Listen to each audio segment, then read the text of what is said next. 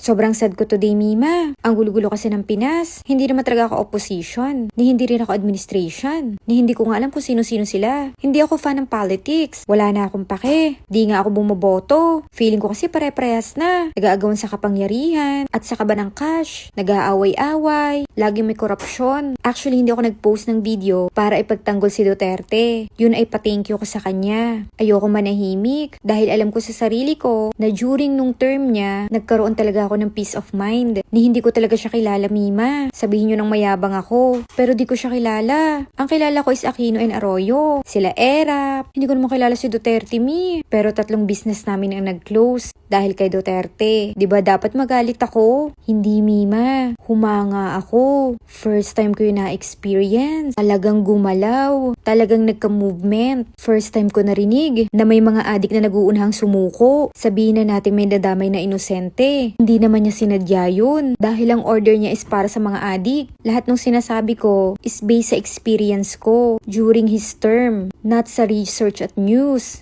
Kung pinaniniwalaan nyo sila, okay lang naman yun sa akin. Pero totoong ginamit ko yung platform para mag-voice out. This is my pa-thank you to him. Never ako nakisawsaw sa politics. Pwede naman ako manahimik at mag-play safe. Especially may social media akong inaalagaan. Pero nagigilty ako. Sa kasi ako sa nakaramdam ng movement niya during his term.